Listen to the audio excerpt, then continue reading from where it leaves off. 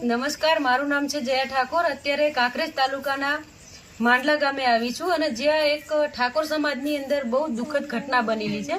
આ ઘટનાની અંદર એક નાની વયની દીકરીનું ડોક્ટરની બેદરકારીથી મોત થયેલું છે કે એ દીકરીના સારા દિવસો ચાલતા હતા અને ખૂબ આશા અને અપેક્ષાઓ સાથે આ દીકરી કેજી હોસ્પિટલમાં ત્યાં ગયેલી દવાખાને અને એ ડોક્ટરે એને ઓપરેશનનું કહી અને ઓપરેશન ઉપર રાખેલા અને એમના હસ્તક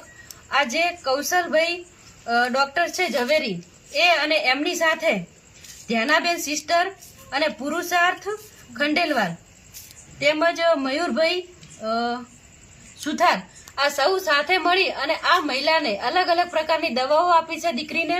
અને એ દવાઓ દરમિયાન તેનું ઓપરેશન ત્યાં કર્યું છે અને ઓપરેશન બાદ એમના જ હસ્તક ત્યાં બેનનું મૃત્યુ થયેલું છે અને એમના આ મૃત્યુ અને એમનું આ પાપ છુપાવવા માટે થઈ અને ડોક્ટરે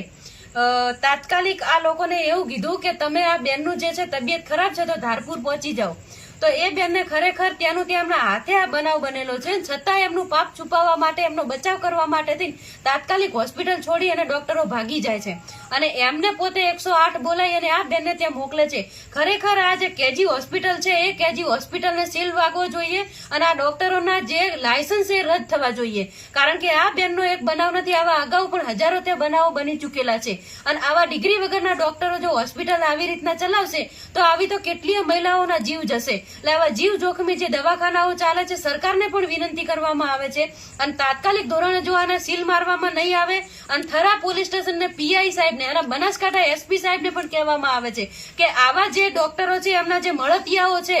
એ લોકો જોડે રહી અને આ બધા કાંડ કરી રહેલા છે અને પબ્લિકના જીવનું જોખમ છે ત્યારે એને જીવ સાથે ખિલવાડ કરી રહેલા છે। તો આ તાત્કાલિક ધોરણે બંધ કરવામાં આવે ને સીલ મારવામાં આવે નકર સ્થાનિક સૌ લોકો અહીંના તમામે ગામના લોકો જે છે એ હોસ્પિટલ અને પોલીસ સ્ટેશનનો ઘેરાવો અમે સાથે મળી અને કરીશું। જો તાત્કાલિક આનો નિર્ણય કરી એફઆઈઆર હજુ સુધી દાખલ કરવામાં આવી નથી અને આરોપીઓ પણ ફરાર છે તો આ એફઆઈઆર ની અંદર આ પોલીસ એમનો બચાવ કેમ કરી રહી છે, પોલીસ એમને બચાવ કરી અને એમની ફેવર કેમ લઈ રહી છે? અત્યારે એક દીકરીનો જીવ ગયો છે, તપાસ પછી થોડી એફઆઈઆર દાખલ કરવામાં આવે। તમે એફઆઈઆર દાખલ કરવાની વાત કરો છો તો જે ખરેખર ત્યાં જીવ ગયો છે સીસીટીવી કેમેરા છે તાત્કાલિક કેમેરાને હટાવી દેવામાં આવ્યા છે। તો તમે ધારતા હતા તો બધું કરી શકતા હતા પણ તમારી મનસા નથી। આ પોલીસ ખરેખર જો સાચી નિષ્ઠાથી કામ